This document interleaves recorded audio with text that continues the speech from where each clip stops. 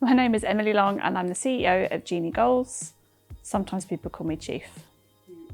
Can you articulate the role of digital marketing in your marketing strategy? So we live in a really digitalised world now, and increasingly so. But the role of digital marketing and the role of marketing hasn't really changed. I tend to build it on three fundamentals. So the first one is, where can I go and find my customer? The second one is, where do they want to actually engage with us and talk to us as a brand? And the third one is, where are they actually open and receptive to talking to your brand in that space? The core challenge at the moment is there are so many options out there to be able to interact with your customer.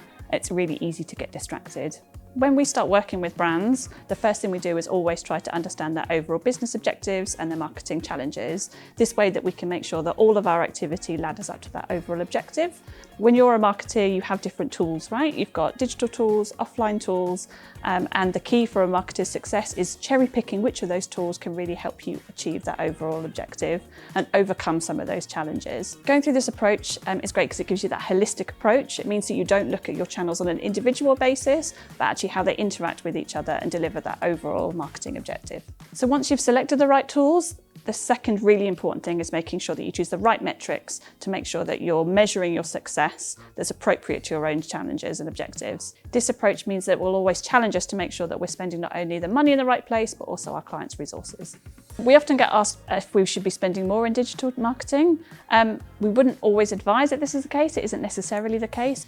It's about selecting the right channels where you can find your audience to achieve your overall business objectives. It's really easy to get distracted in the digital marketing space. There's always something shiny and something new to get distracted and to lose your focus. My advice will always be fewer, bigger, better, focusing on less activity, making sure that you test it and you really understand how it works for your brand and understand what works and what doesn't, and then you can move on to the next bit. I would always go back to those three fundamentals: are my customers there? Do they want to interact with my brand? And thirdly, what can you give back to them? What are you going to reward them to be able to interact with your brand in that space? So it's great to test and learn in the digital space. It's often cheaper, it's often faster to be able to get some of those insights back and apply that for the rest of your marketing plan. Our approach to testing will always be making sure that you're really clear on what your objectives are. What are you really trying to find out? If that's performance and you just want to test, actually, is performance going to work on that challenge? Then absolutely make sure you get those metrics that's going to be able to measure that. If you're just wanting to go, I want to test messaging or audience profiles, make sure those are your metrics to know if you're succeeding from what you originally set out to do. Insights are great because you can get it from the digital space and then reapply it to the rest of your marketing plan.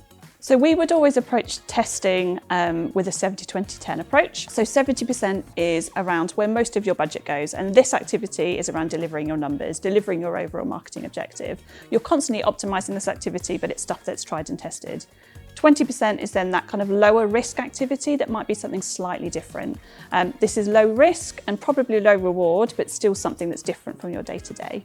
And then your 10% is your higher risk activity. So this activity is something you've probably never done before. So this could be looking at a new platform, a new market, a new audience. And really your objective with this 10% is just to learn. Ultimately, what you're trying to do is get the buckets of money and activity in the 10 and the 20% into the 70%, or be able to push it to one side. But this approach really makes sure that you're delivering against your objectives, but equally testing and learning and optimizing your activity. So my advice for anyone who's looking to articulate the role of digital in their marketing plan is fourfold. The first thing is always put yourself in your customer's shoes. Understand where they are, where they aren't, and how they use those digital channels.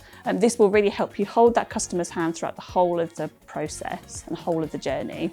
You have to remember that if you are doing awareness really well, but conversion not very well, that there's probably going to be another brand out there who's going to try and steal your customer away from you. The second point will be really make sure you understand the role of that channel in your broader marketing mix.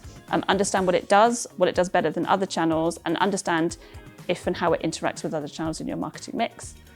Number 3 is to make sure you've got the right metrics in place. This will make sure that you are measuring that channel and what that channel should do for your business against your overall marketing challenges and objectives. And number 4 is always build everything on a robust test and learn plan. There's one thing about delivering results, but actually the main thing is understanding why those results are being delivered. And when you're not delivering results, you really, again, understand why.